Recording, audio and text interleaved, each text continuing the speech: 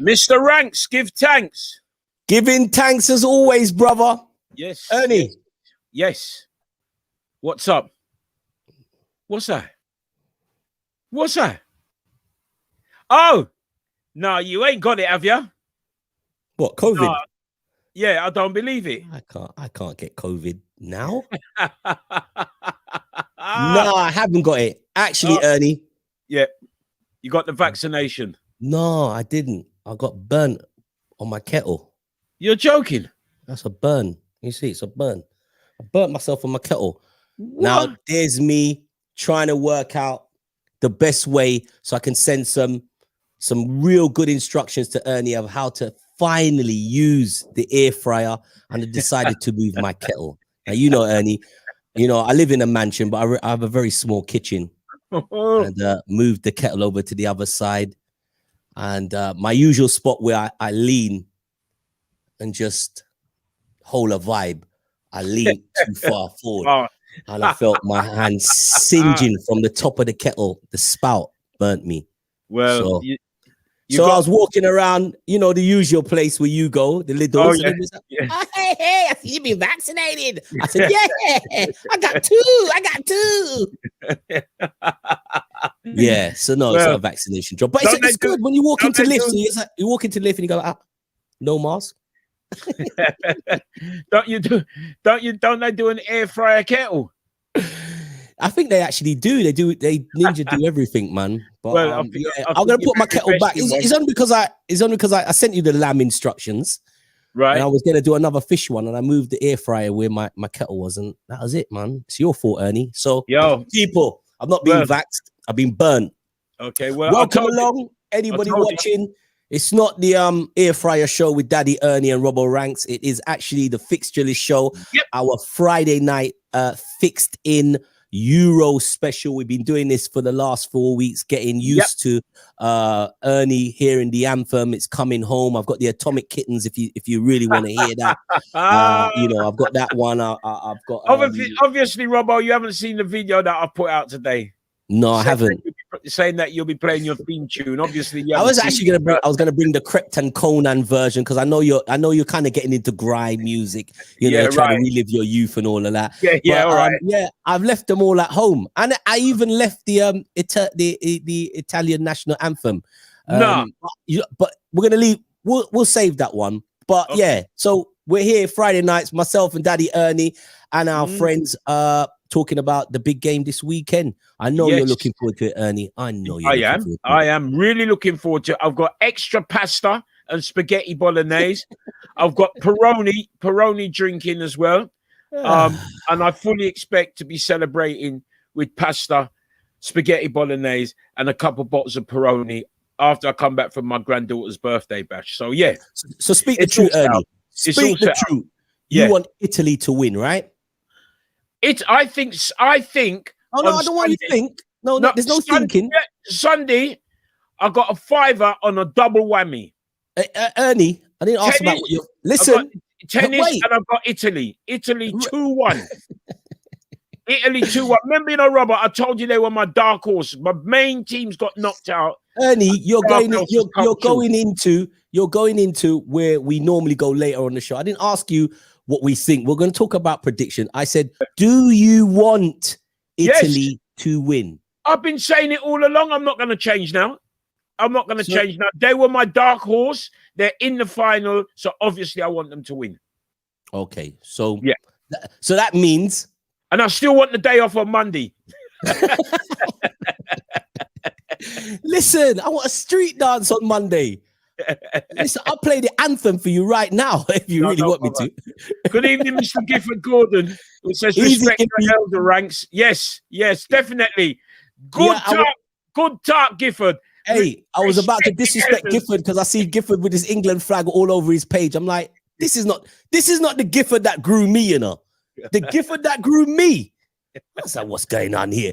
Gifford would beat you in the street if you said No, but he never Kevin had no Keegan. sense. He's got sense now, so him switch. It's probably got an air fryer, that's why. Yeah, you know that. Put your comments in the bottom. We want to see your comments tonight. Definitely share the link. Share. Actually, Robert, this is the last one for a few weeks, isn't it? Yes. Yeah, we're getting our Friday nights back, but it's been an enjoyable look at football because we've watched tournament football for so many years, and the one thing that's kind of apparent in this time, the opinions of people who love the game are far more louder and more vocal, which is really great, and it coincides with a lot of things that's been happening in the social sphere, from Black Lives Matter, from the players taking the knee, to the treatment of superstar footballers representing their country.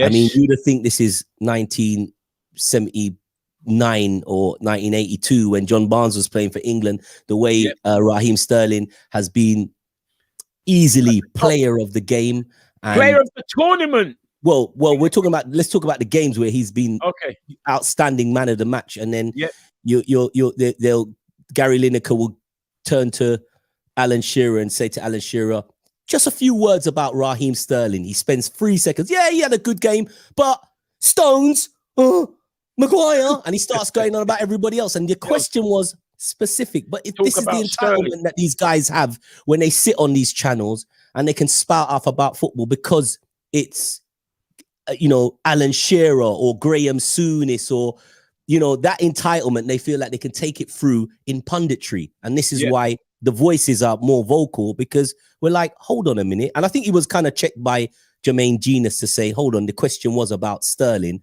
Why are you talking about everybody else? But this is what happens in on a daily occurrence in the media.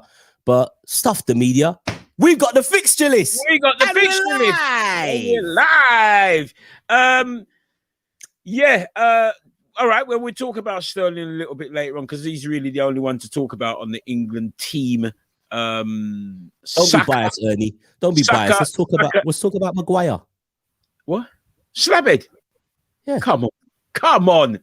Why not, Ernie? No, I know. Remember, we're biased. Hey, remember, this is fixture list, and the slogans is "them bias no ass." Yeah, why do you want to talk about Maguire? Well, what's he done? He's coming, and he's coming, and he stopped the opposition from scoring. Yeah, you know what I want to talk about, Maguire. I want to know, like Alan Shearer. You know the alleged case over in Greece when he thought his sister was going to get kidnapped. I'd like to talk about that. What are you talking about? Because that's what you're talking about. All of a sudden, that's gone like it never happened. Yeah, you know what I mean. What's happened with that? I'm sure it's a case still open, but you know what they say, Ernie. We can't you can't talk about cases that are open. I don't know. I'm pretty sure your man Robert White will know what's happening with the case because he's like a QC of Robert White. So but man. He should have the stats on that. He'll have the stats if he's going down. You know what I mean? Shout out to Michael Williams. Hey, big up Michael Williams. Also, he joins us on Facebook, messages on Facebook. And yeah, Michael, I looked at your profile page. You're well into your football, aren't you, Michael? And what happens? I know I had to look at his page, but I'm thinking this man agrees awfully a lot with Daddy Ernie. I had to check if he's one of your mates. We have an affiliation, put it that way. I had to check if he's one of your boy bar mates. You know what I mean? One of your mates from back then. Well, but he's rooting for England. All said and done, he's rooting for England, isn't it? Yeah, but he agrees with everything you say apart from what you just said a minute ago. Because Ernie says he wants Italy to win. Yeah. People, what do you think about that? Drop your comments below. Ernie, do you think Italy's going to win? Do you think it's going Rome or do you think it's coming home? Oh, I'm going to talk about going Rome. I've got my opinion, and I'm sure everybody else has their opinions. I've had a week full of it this week with a lot of people who are I was so surprised that they are just staunch England fans all of a sudden. Yeah. They're like the people that was booing and they're not booing.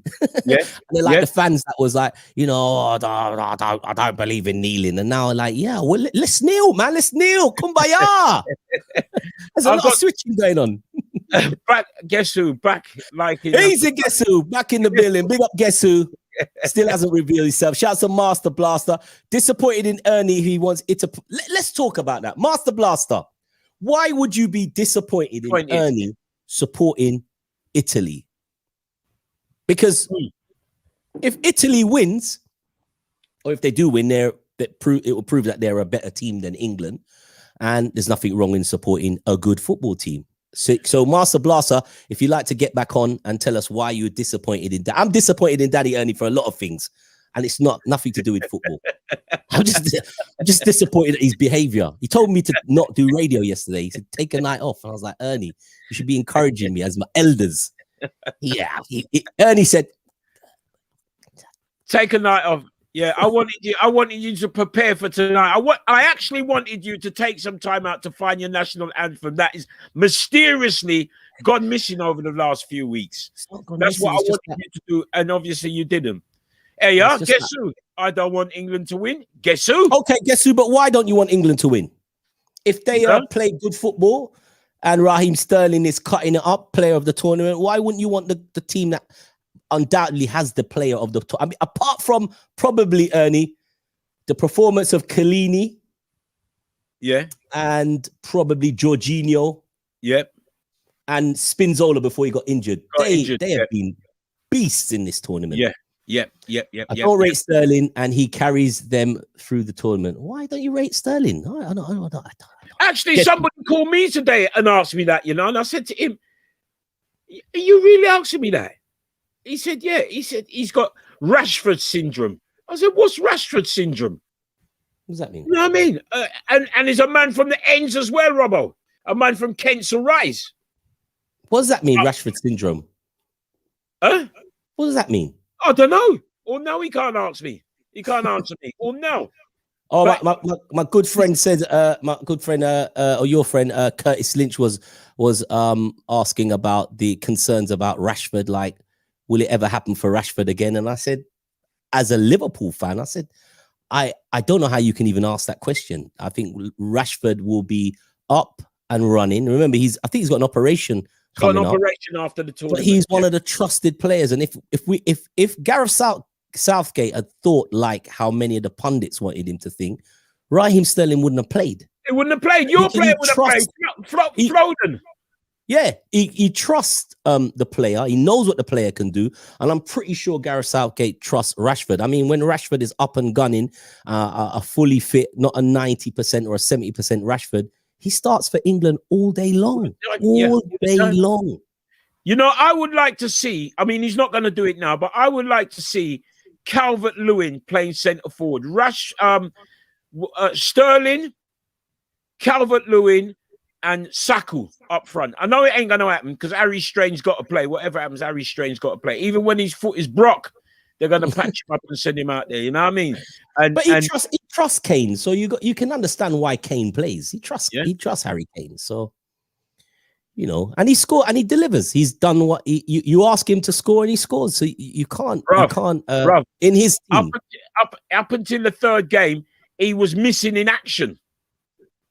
Right? Missing in action. And then now, well, I haven't bought the paper for a few days because I'm tired, rude boy. I've just seen his boat race on the face of every paper. You know what I mean? And it's like they forgot who got them to where they are. Because without them first 1-0 goals there, mate, they would be, I don't think they forget, Ernie. They just don't care. Oh well. That's what it is. Roy Keane cares though. I'll give Roy Keane enough props, mate. He cares. He tells it as it is. And it actually surprised me as well because he called out a few people the other day as well. So weird. Ian, that. Yeah. Like, listen. You lot can have your opinion. I think Ian Wright acts like a big head when he's on them programs. I mean, look, you can. I suppose they don't would do this on there, Robbo, do they? Huh? They don't have a drink of Peroni when they're on there, do they? I reckon they do.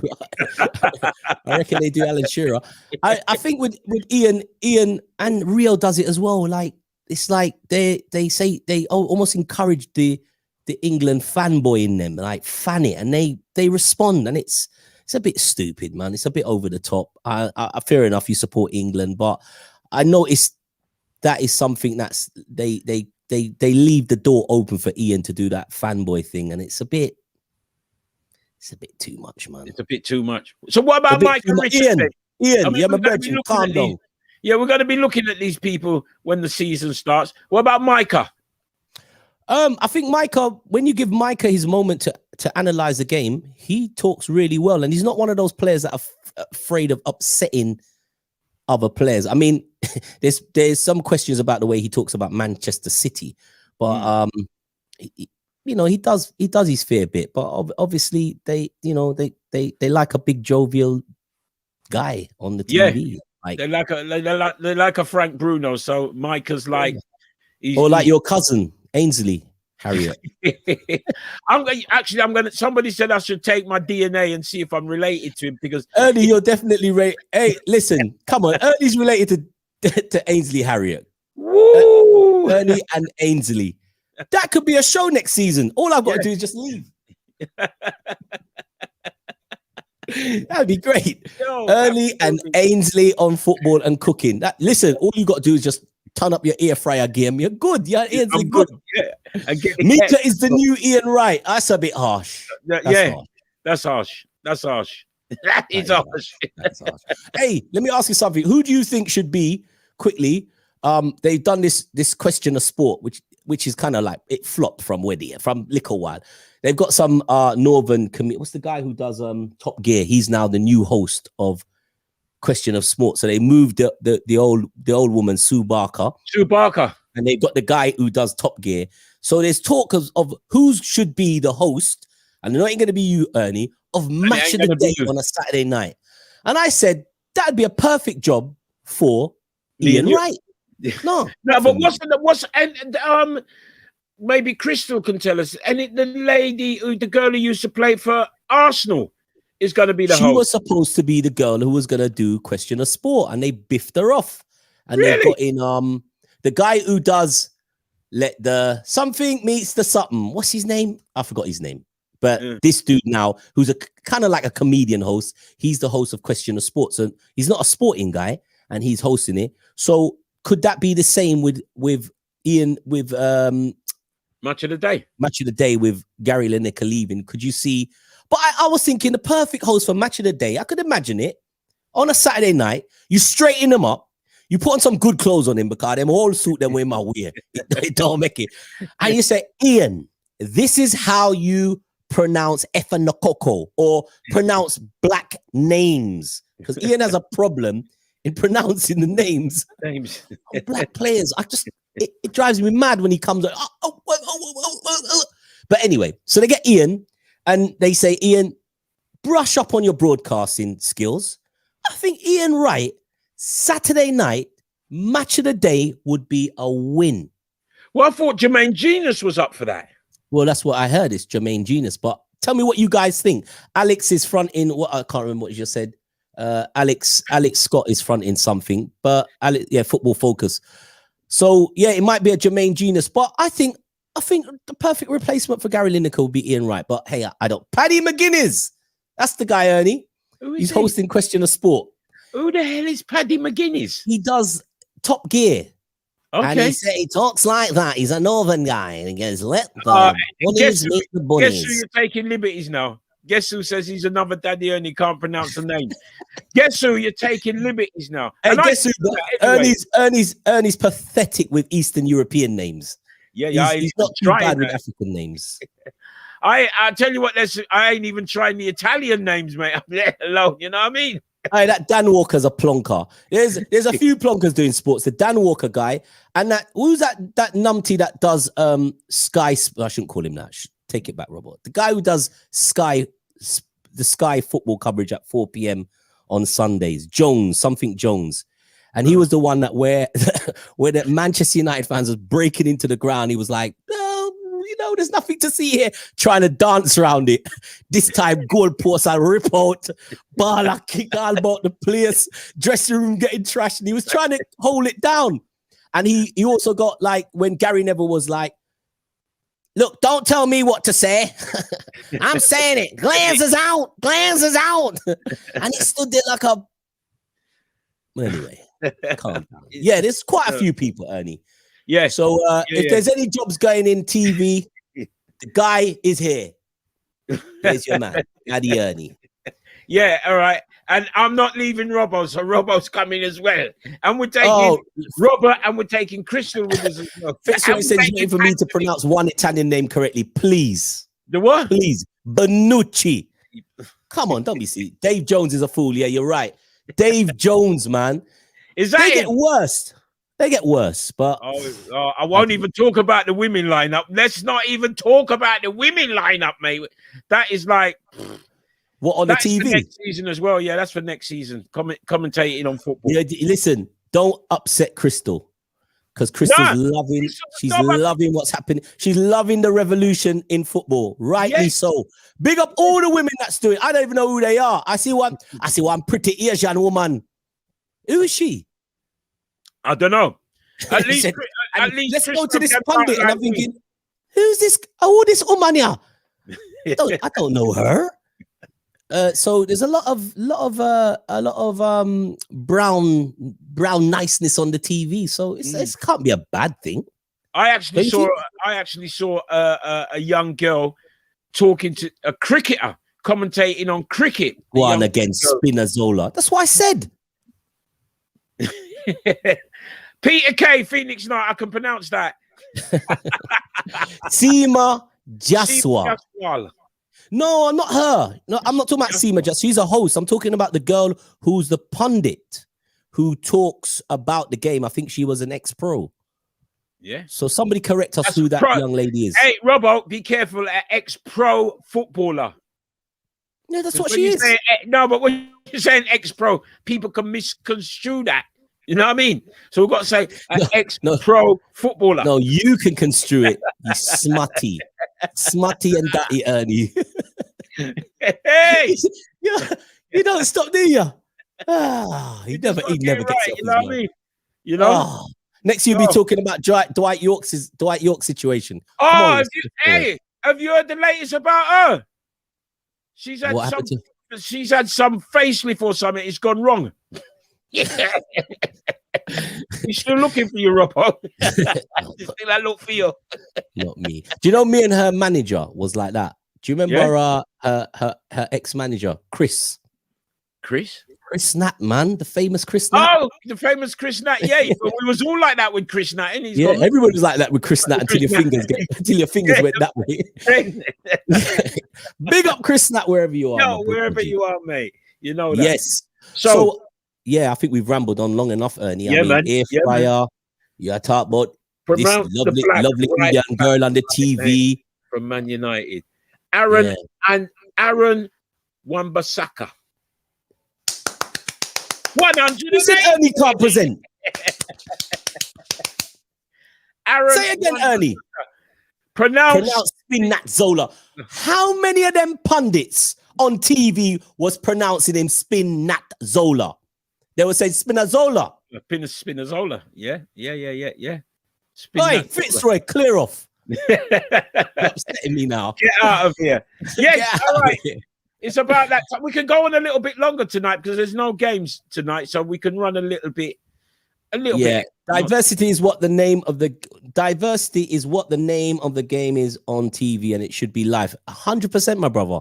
But there's a few people who just don't come up to the head round it. And one of the things when we talk about diversity, don't you think that for Sky and for an aging BBC, what would be better to bring in more people into watching your product is to give a varied view of your product, to make your product look acceptable and all round.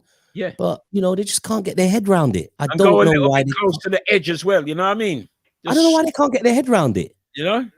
I don't know, Rob. Next season, I want an Asian brother to sit beside us doing this show because you talk rubbish, Ernie. So, yeah, you know what I mean? Want to bring the brown niceness more, and you know what I mean, and get your mate Trevor White, and let's spread it all about. I could get a what's his name if you want. I could bleach.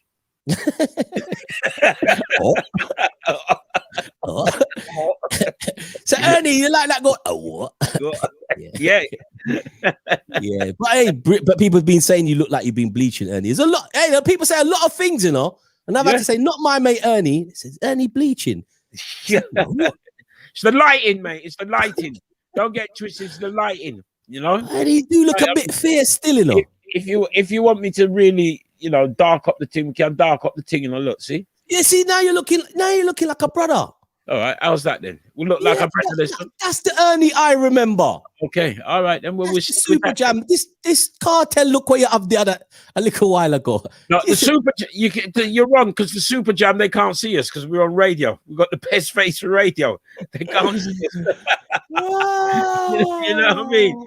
So I think it's about that time that we bring in our partners in crime, the legendary Robert White from Mambo City. And the Super Jam look. We should talk about that Super Jam look, Ernie. Ernie's the only DJ I remember when I was a young whippersnapper coming through to succeed.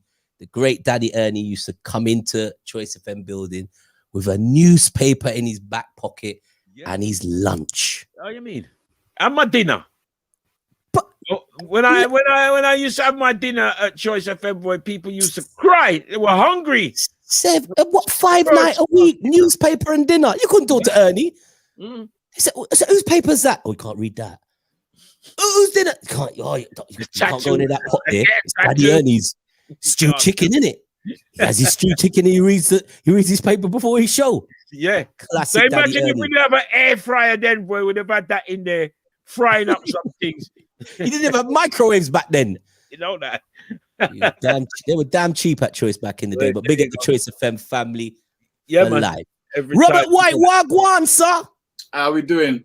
Yeah, man. Been a good week for football, hasn't it? It's been a fantastic week. Where's your partner in crime, Miss Davis? Liquorbot Shitalawa, representing the late Robert, Crystal, you and Robert when you forward on the scene, you're forward as kings and queens. What go on? Delay for what you wanted us to do? You wanted us to do a pa pa pa pa. When you see Robert coming, if it just coming into I was in the background just taking you guys in and just laughing. You need a cooking channel. Yeah, Ernie needs a cooking channel. I want to know more about this fryer. Yeah, well, Robert's got all the information on the fryer, as well as he's got the information on the England theme tune. He's got all that information. You can there's a new one. There's a new theme tune coming through. Didn't you hear it? There's quite a few of them. There's quite a few of them. Sweet Caroline. That's the one that's been kicking over the last couple of days. Oh yeah, but they haven't got the Shaka Demus and Freddie McGregor cut though. That's what you need to present here. Yeah, I'm going to find it. I'm going to find it. Present here, you know. All right, well, I'll find it before we get off. I'm going to find it before we get off here. I'm going to find it. Is that what's going on? There's reggae. I heard there was a reggae version to the It's Coming Home. Who's done that? Mixed. I don't know. That one. I saw it the other day, and it passed me on the internet, and because I was like, no, I can't. I've done 2 weeks of killing Ernie with the original Skinner and the Deal. I can't bring another version to Ernie. He'll kill me. But there is a reggae version. But yeah, there's a whole heap of songs popping up. There's one from your man Steve the Madman. There's another one from Crepton Conan that's doing the rounds. The Atomic Kittens have come back. Everybody I do a comeback. Can you imagine if England wins? Oh my God. Look at Robert. Robert can't stop smiling. Well, Robert's got his England shirt, innit? Robert's made up already. He's got his England shirt already, mate. But listen to this. My son brought me this England shirt. We know that. But it's in Azuri. It's an Azuri. Azuri colour. Azuri colour, right? Yeah. So I got the Azuri England shirt. Robert, you keep pulling these excuses every week about your I know. your shirts. You just, the Manchester United one, we kind of like, all right, we get it. A man's got 70 shirts in the background. We get that one. Because you have a wall of picking him. You know what I'm saying? You was going hard when you was young. I get football But shirts. this England thing, Yeah. you didn't have to wear it today. But you're wearing it with pride. Just say it. Of course. They got to a final. Listen, the first final for 55 years. Yeah, man. Okay. All right. I was just We checking was that just you were going to playing say it with secondary pride. school, and it It's wearing a shirt. No, Rob. I was checking if you were going to say it with pride because Ernie, on the other hand, he's running his. I'm sure you heard it earlier on. What? Them are dark horses. But he was the one that was celebrating in 1966 with a street party, and he come up here telling but he never supported England. Never. Robert was celebrating as well. We was just going to leaving primary school, going to secondary school. He was celebrating. Robert never came here and say he was celebrating. At least Robert wears his shirt. But you now, on the other hand. No, but that was 55 years ago, Robbo. So why you changed allegiance? You was an England fan. I was 10 then. I never had much sense. You know what I mean? You don't have much sense now. But over the ensuing years, man's grown up. And he's taken the next turn, rude boy. You know what I'm saying? Krista, can you believe this? Listen, when you grow up, try be like Robbo. Don't try be like Ernie. Don't switch. When he's a I don't believe Daddy Ernie a proper England fan. Him just a high. Oh, Crystal. When Sterling score, you're supposed to jump. Yeah, of course. So listen, Crystal. Let's start with you today because you've nailed your what they say. You nailed your mast on the flag on your mast from early. You're like, "Mina in a not with England," but Sterling and a few players. You were like, "Yeah, they might. I'm supporting them." So you support the players. What are you? Are you not? Look, you must have saw the headlines about Raheem Sterling.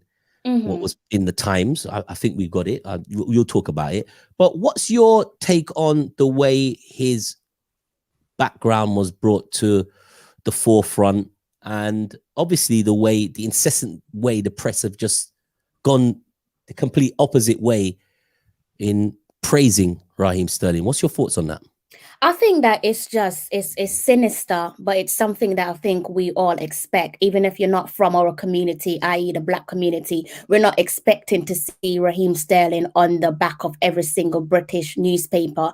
Rightly so, he does deserve to be there, but we know within ourselves. Last week, when we looked at the back of the front of the newspaper and saw that he was only on the front page of the Sun, we were quite taken back by that because it's the Sun newspaper and how the Sun newspaper treated Raheem and his family in the past. We didn't expect that.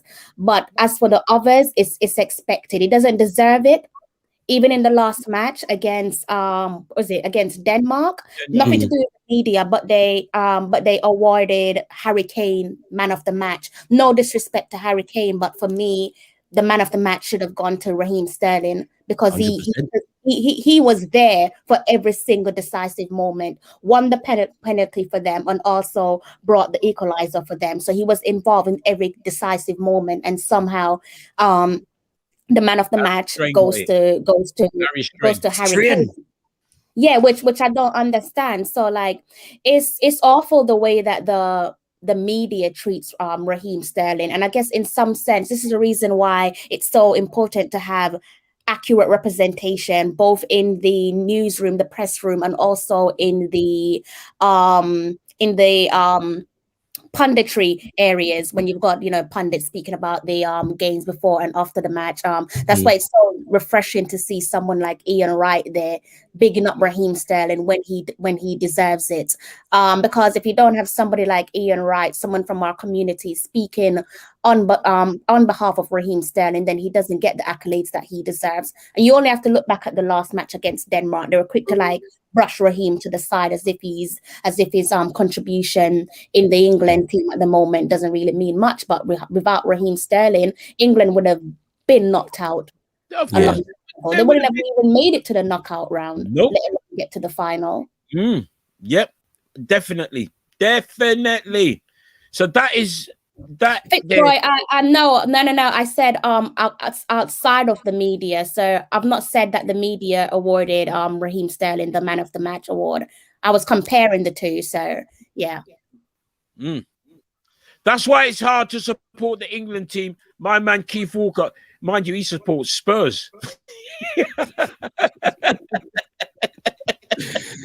Big up Nuno Spirito Santo. I think it's interesting what you said there, Crystal, because straight away when they announced the man of the match, you could see that Ian Wright and Roy Keane both disagreed with it, you know. And you know, Ian Wright said no, it should have gone to Raheem Sterling. Keane even said it should have gone to the goalkeeper, you know, Schmeichels, because he thought Schmeichels, you know, it was the reason what kept us out from scoring, you know, because he did make some vital saves that you know, that stopped us from scoring in open play. So the fact that it went to Kane really was disappointing, and I can't see. And they said, yeah, it's UEFA that made the decision, but it's a tough one to swallow after you see the amount of work that Sterling did. Even at the end of even in the second half of extra time, he was still outrunning men that were fresh coming onto the pitch. He was still outrunning them. The amount of energy that he had for it, you know, was he worked hard. To me, he's one of the hardest working players on the pitch there. I just don't know how they could have looked outside of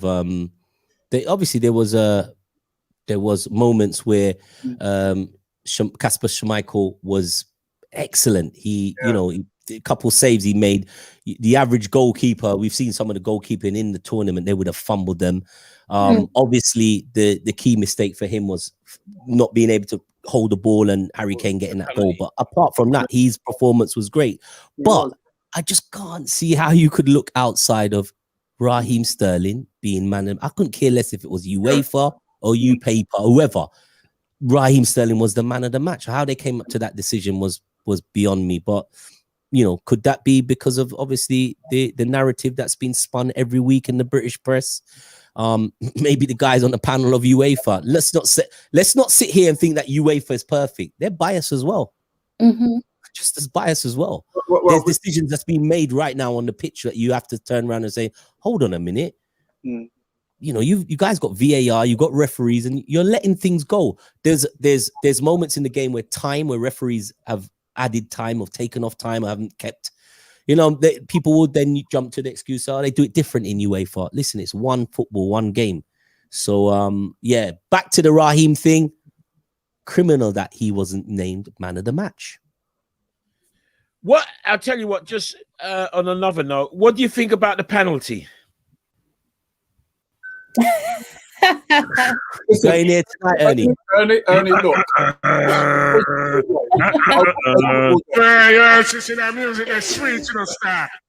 I'm pretty sure, Ernie, if we're talking about Liverpool or Man United being given that decision, we won't even be here talking about the penalty. We'd be saying we'll take it. No, I'm going to talk about it, you know, Rob, because right is right, wrong is wrong. I think personally it weren't a penalty. Even though Raheem was involved, I think personally it was not a penalty. I've seen it. More importantly, Ernie, let's talk about it being a penalty or not a penalty in a second. Okay. Let's just go around the panel. Was it a dive, Ernie? I'm not saying it was a dive. I'm just saying it wasn't a penalty. No, we'll deal with the technical side of it. I mean, the breakdown. Was it a dive? He went down too easy, in my opinion. Was it a dive? He went down too easy. Was it a dive? Did he dive? No, he didn't dive. He got something like somebody must have blown him or something like that, and he fell over. All right, Crystal, was it a dive? Oh boy, I can't do my boy dirty. No, serious. Just what it was. Was it? Did he dive? You know, I think he made Did he force himself to the ground? I think it was a soft penalty. I think he did what he had to do. Did he force himself to the ground? He made the most of it. So yes, he did. Okay, Robert, did Raheem force himself to the ground? No, he didn't force himself. Somebody pulled him down. I agree it's a soft penalty. It was a soft penalty. I think what you have to look at is this, right? and every player you see do this as a striker. He's running, he's going into the box. What did the defender do? Put his foot in front of him. He put his foot. Which you're allowed to do that, though, Robert. You're allowed to do that if you're making contact with the ball. But if you put your foot in front of him, he's allowed to make contact. Oh, you're allowed to put your foot in. You're allowed to have some form of contact, but contact to make you to cause a penalty. And what happened was Raheem made the most of that. So let me ask you again. Let me ask you again, my learned QC friend. Did the guy? Hang on. So we know it's a contact sport, and you can have contact with a player in the box because we see it all the time with corner kicks.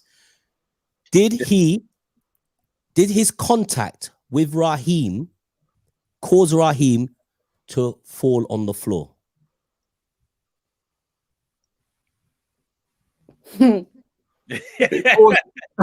It caused Raheem to take the opportunity to say ouch and go down. Okay. All right, cool. No, I get it. All right, then, Mr.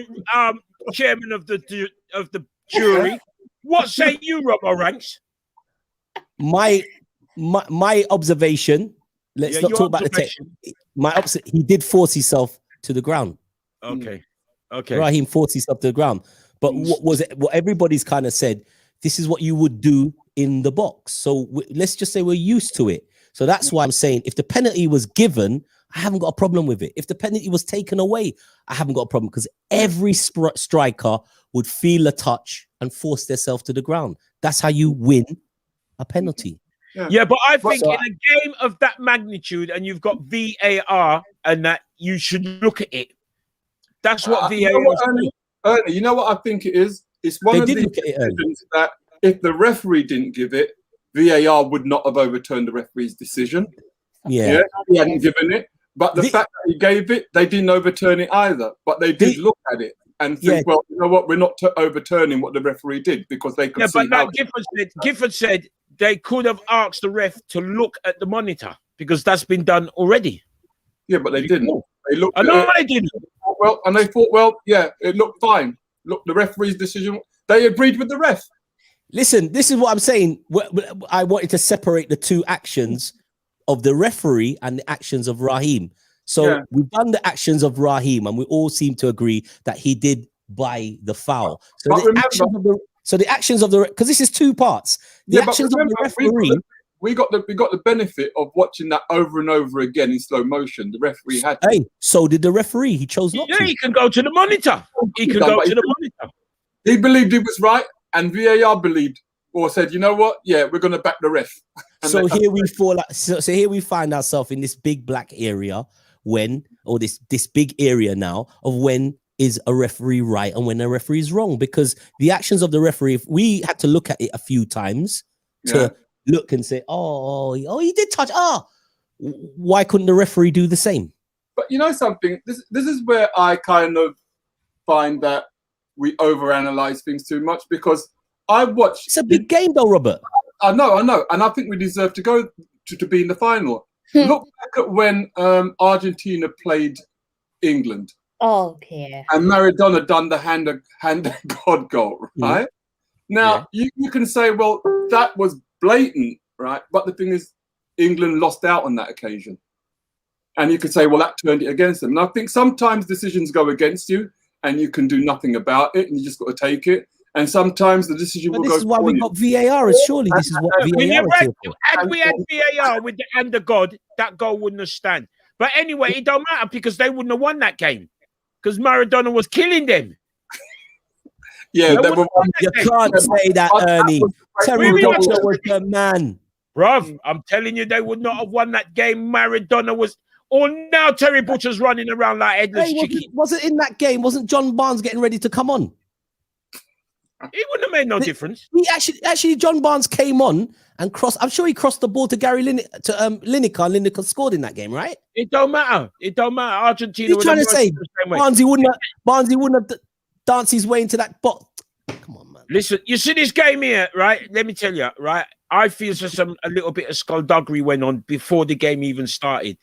Skullduggery went on before the game started because they wanted to take the game away from England and give it to Hungary. Thank you, Master Blaster. because my man Barnes came on and had Argentina. Oh, He Master did. Blaster's lost the plot. Don't worry about Master Blaster. Robert, don't you remember that? Barnes came on, he was spinning Argentina's backline. Could you imagine if he played? Could you imagine if Gareth Southgate was the manager back then?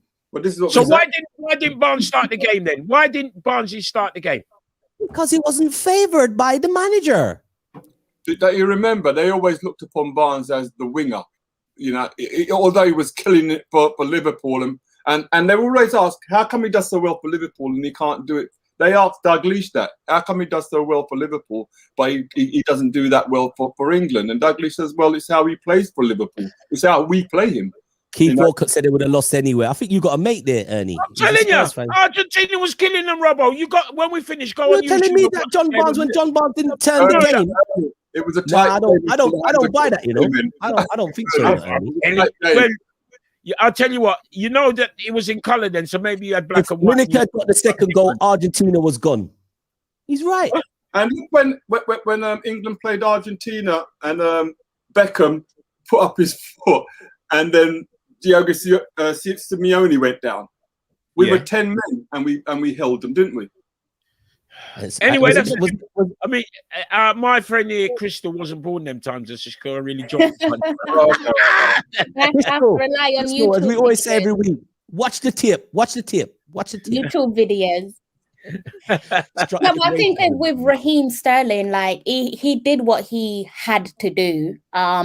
Like I said, I think it was a soft penalty, but I think he's damned if he do, and he's damned if he doesn't, because Lord knows what the headlines would have been the following day had he not gone to ground. I think his performance would have been. I think he still would have had a. I still think he was. He still would have had a good game. If he didn't win that penalty, and however the game went, he would still have been man of the match. Definitely. Raheem Sterling was the best player on the pitch.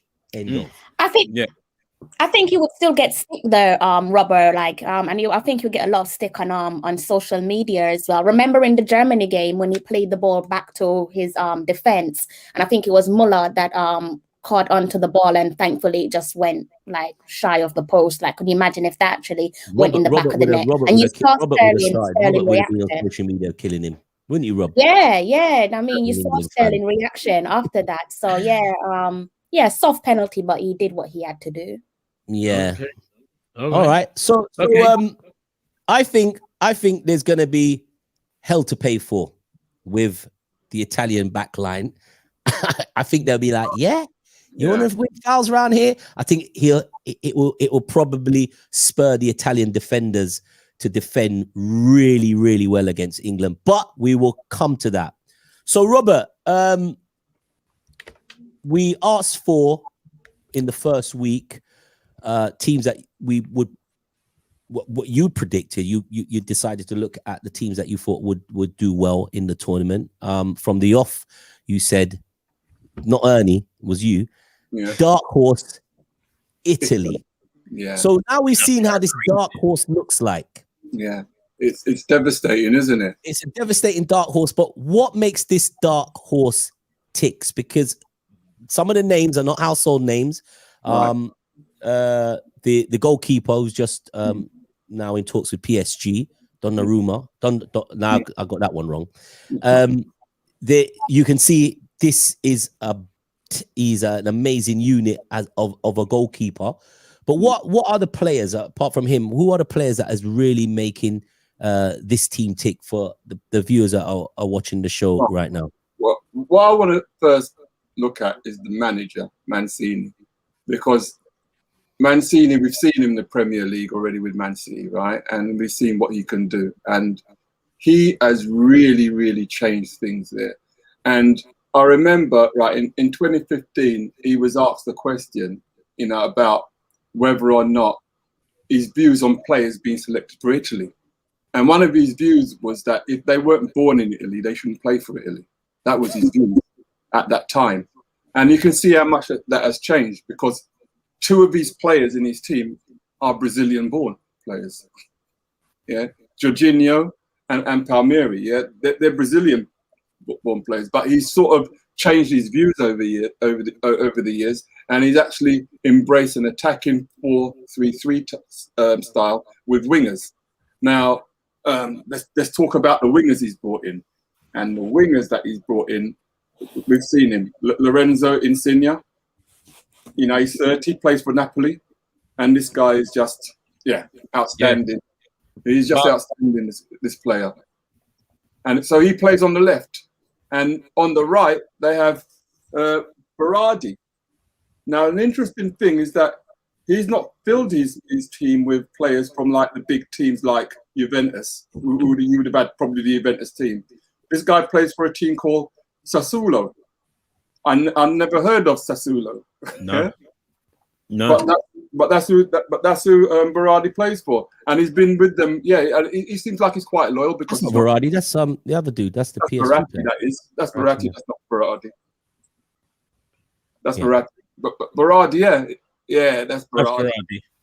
Yeah. Is he Liverpool bound, this guy? Yeah. So this player is, you know, he plays on the right, but he's left-footed, so he likes to cut in and score. Yeah. And the guy that's making it all tick, we have to go and look at is Jorginho. Now everything goes through this guy. Everything goes through this guy. I mean, yeah, he plays for Chelsea, but we've not seen the best of him at Chelsea, really, have we? No. You know, and it shows you the difference that they think really highly of him. Now he was born in Brazil, but he came to Italy when he was 15. And then they picked him up. What's the name of the manager that had him again? That brought him to Chelsea? The ex Juve manager and Roma manager. Brought him to Chelsea, and he had him, and he was a mainstay in his team. So he actually believed in him. And then since Tuchel's taken over, he has him and Kante playing in the middle.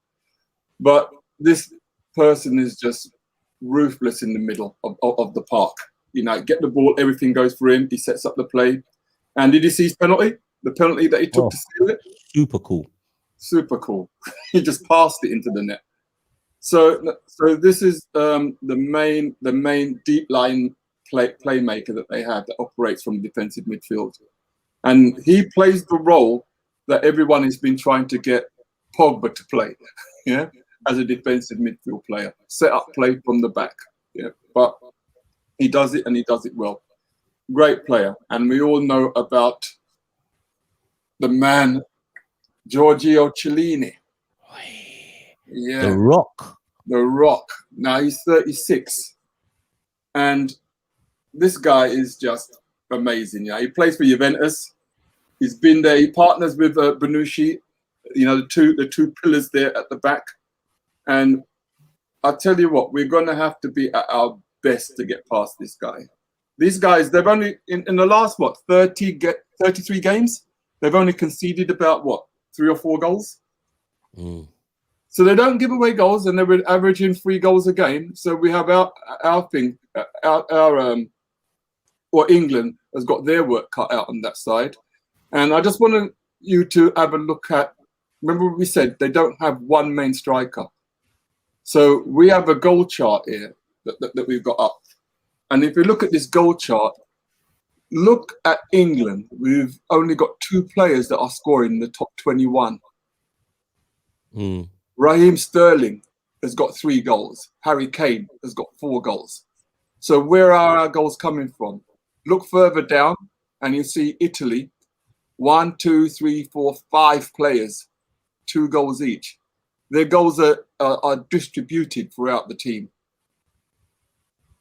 Now, the thing that we've got to do, we've got to make more of our chances in open play, because if you look at this on paper, it becomes stop Kane and stop Sterling, and you stop England. That's what it looks like.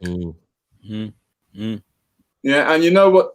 When it comes to Italians and their defending and their, the art of defending. Yep.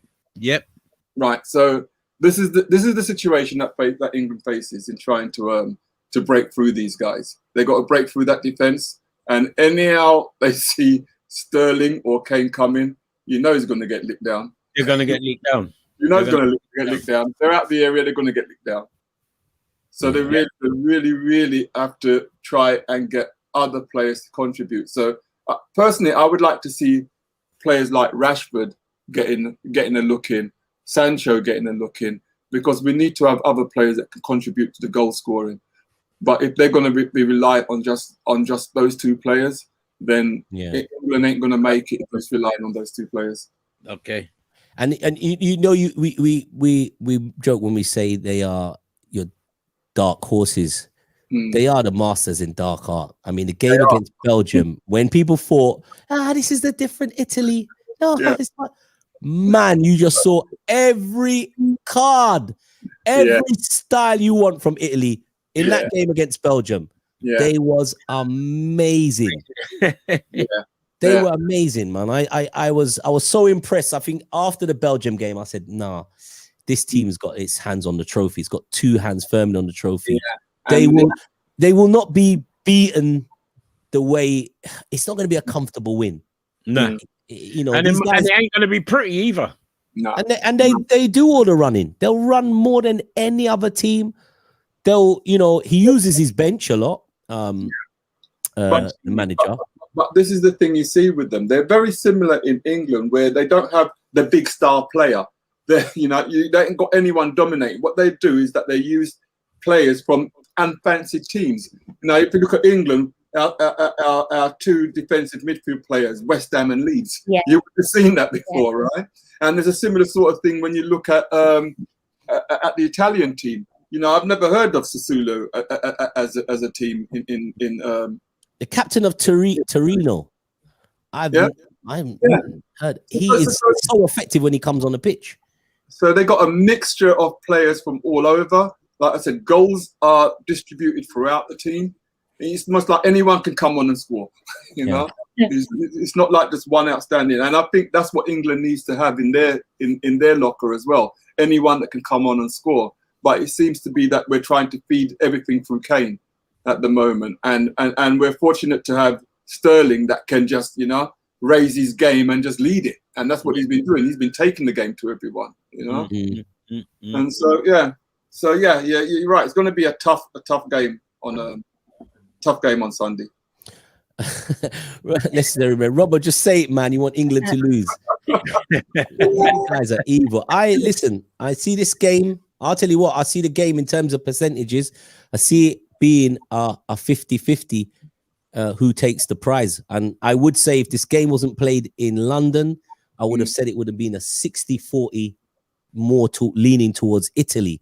Yeah. You've got to factor in the home fans. It's gonna be epic. But the Italians are used to that. They're so used to it. And as I said, watch out for the Tin Carl, the dark arts. This game is played under the lights. Remember there'll be a few men in long dark coats there as well. Well, I'll tell you what, Ernie. If England lose, you better make sure you park the Ferrari in the garage. All right? Or an Lamborghini. Ernie's a punto. He's a punto man.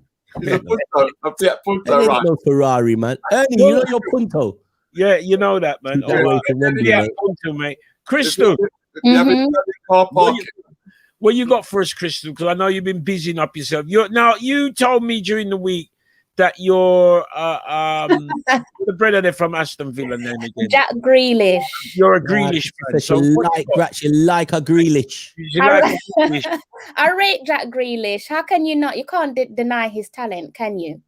Despite the fact that he hasn't solidified himself in the starting 11. Like he's still a good player. He got taken off. He was a sub and he got taken off. Yeah, that's down to Gareth. You can't argue with him though, because it worked. It worked. Had it not worked for Gareth, then we could go back and forth and say, well, maybe he should have kept Grealish on. But you know why he done that though, right? Why? So he could go on. No, he done it because Denmark switched to a 4-2-4, so they had four players going forward. So what he Trippier. Yeah, so he brought in Trippier so he could go three at the back. So he moved Kyle Walker into a three-man centre half and put Trippier on. He had to make a decision between letting Grealish off or taking off Foden. But he explained that afterwards because people were terrorising him over why he took off Grealish. Why'd you take off Grealish, man?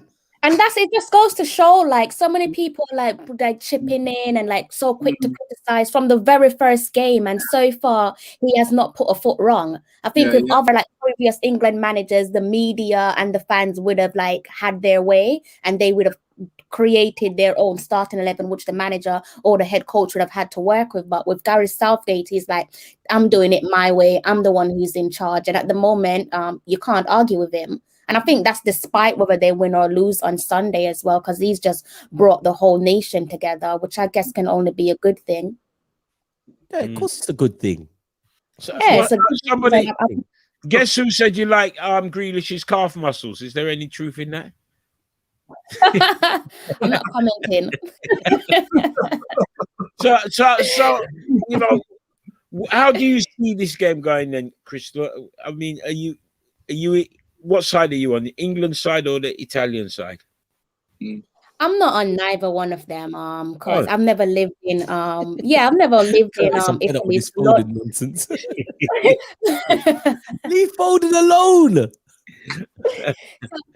I see a lot of people that's like, I'm reading the comments as you guys speak, and I see people like going back and forth and saying, oh, why do you support England? Almost as if it's and I'm not having a go at anyone, but I think for a lot of people, not just the people in the comments, but just people that I've been speaking to, like, it's almost as if they believe that if you live in the country, then you should support the football team, and I disagree with that. Colonial mentality, isn't it? Yeah, like there's a reason why a lot of us don't support the England national team. You only have to open up your eyes and look at their previous selected players, their previous starting 11, and the lack of representation. That's one of the main reasons why I don't support the England national team. You know, they could have probably got to a final long time if they did play certain man back in the day. You know, they could have probably long time ago. You know what I mean? But I'm supporting Italy and I'm supporting Brazil. Is that because of past experience, Ernie? Not being in at Wembley when you was a kid? But hang on a second. But hold on, because Robert, defend the thing. Let me see the badge. No. Oh, let me show it to you here. Let me show it here. Because what I want to say is that you're not supporting England, right? And you're going to support Italy.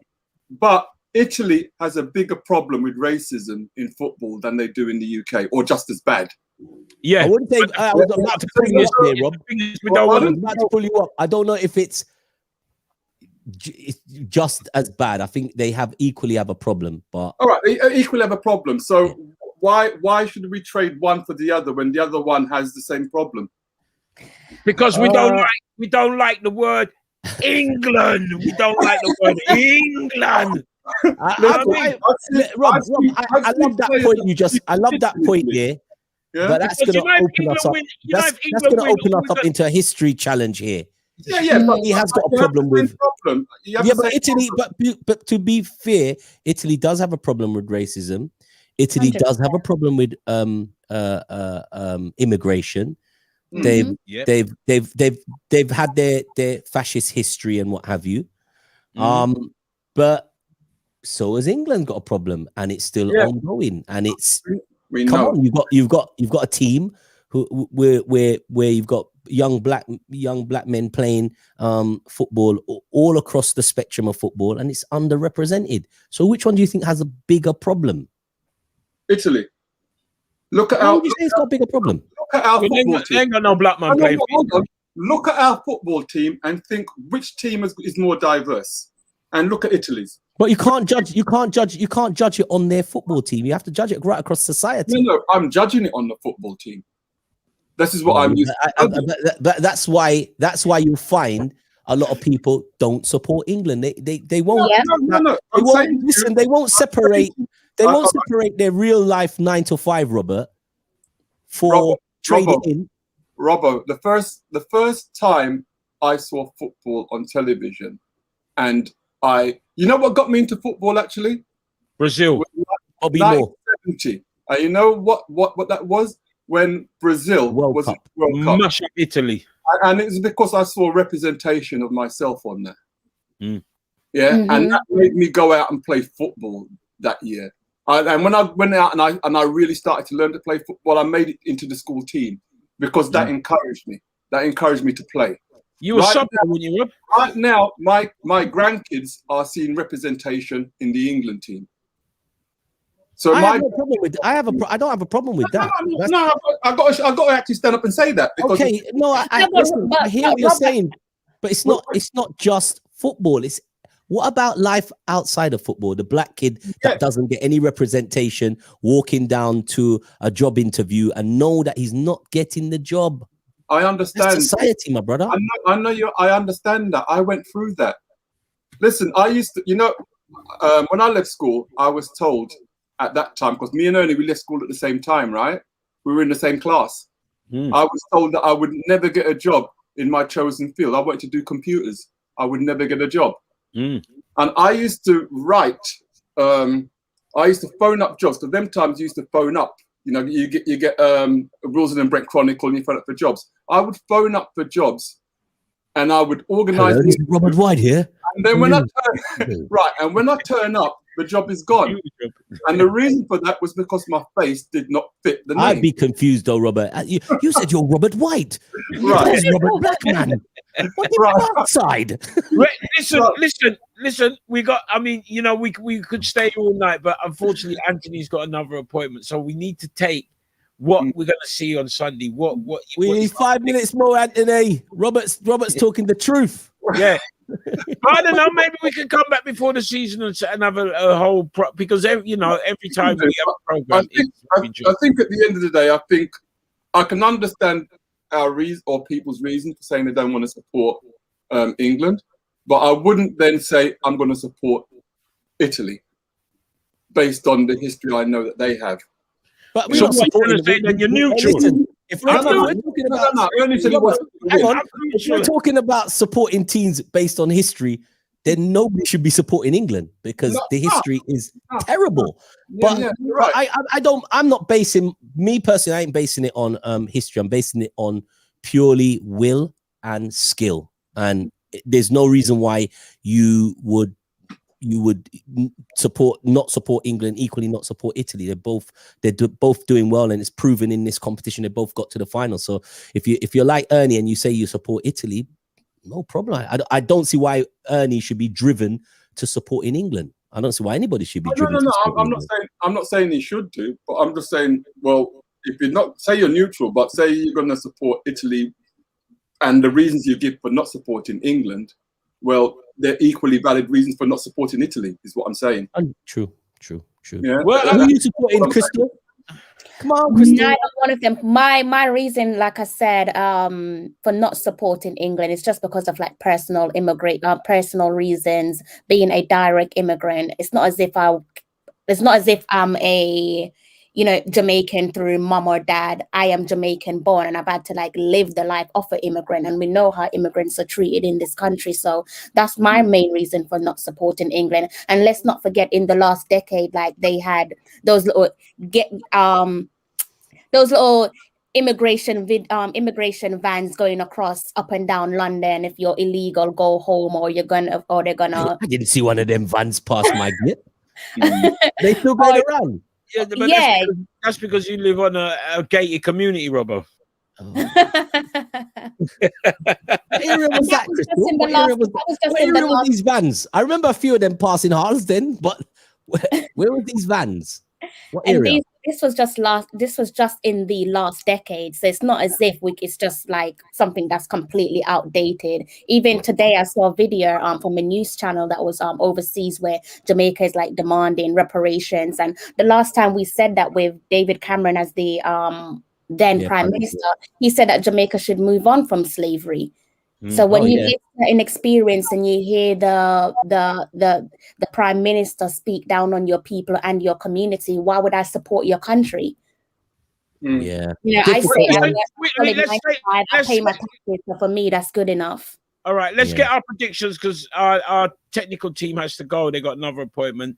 I'm going 2-1 Italy over 90 minutes. Oh, inside of 90 minutes, then.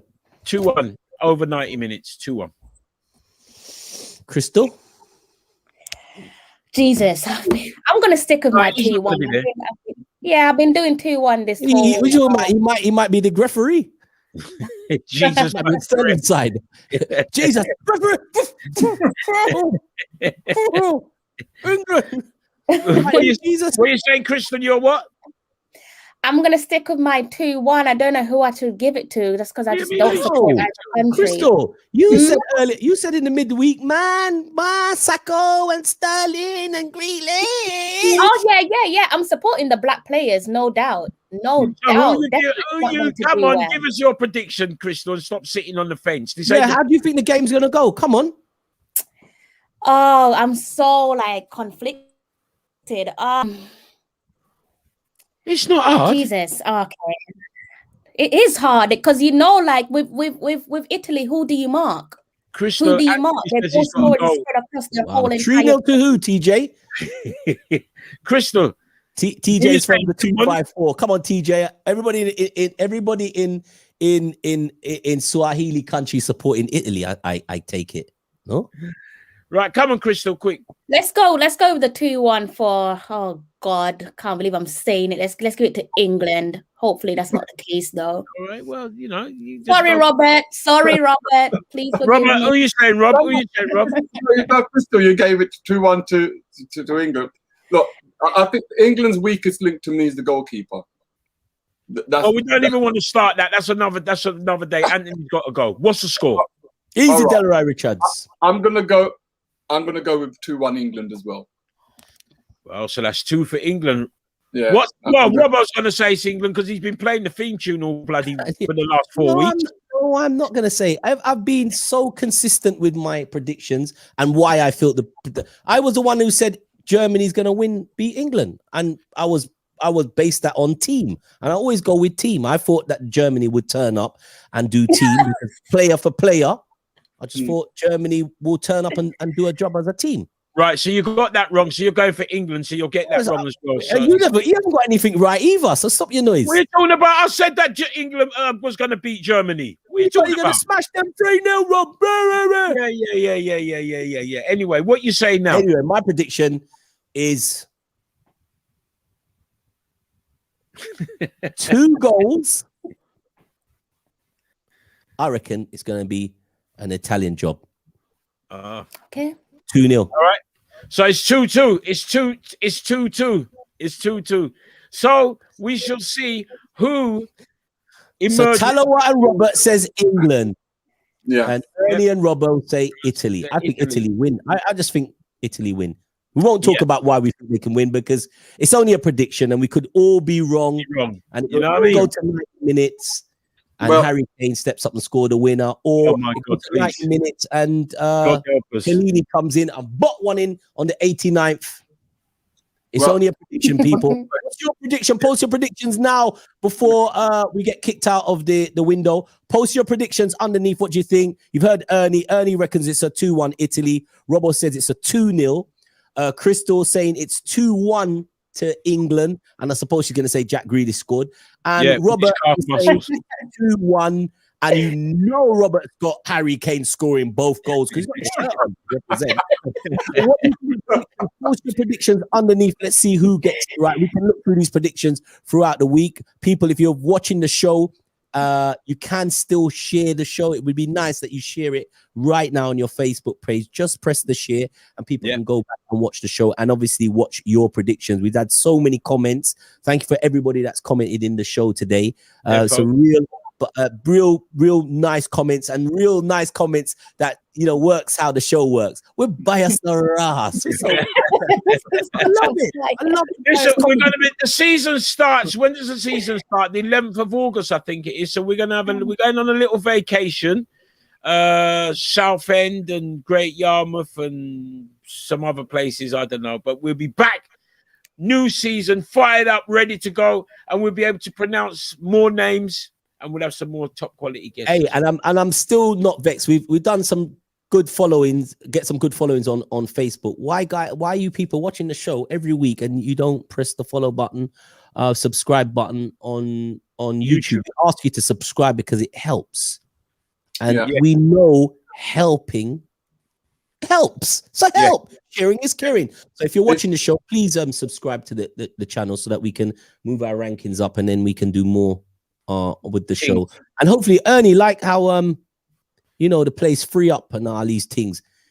I might have to have you right beside me. You know what I mean? Well, that's no problem. Right beside me with your bleach face. That's no problem. You know what I mean? Well bleach out and bright. And I'll get a nice light for you. Yeah. So we can see. Yeah. Yeah. I ain't coming round there because you're going to want to bun up my hand with your kettle. No, you'll be fine. Hey, listen, Crystal, thank you very much for coming through. It's been really good topics and talking points that you brought to the table. And of course, Robert White, the England fan and Manchester United, the man of 70 Man United shirts. I don't know how he's done it. And he's a young man. I don't know he gets 70 shirts from anyway. So we will see you all in the new season. Crystal will be with us, Robert will be with us, and many more. So yeah. Man. Just enjoy the game on Sunday, and pasta, spaghetti bolognese, and Peroni's on the table, ready to go. People, it's been a Fixture List. Peace. All right, take care. Take care.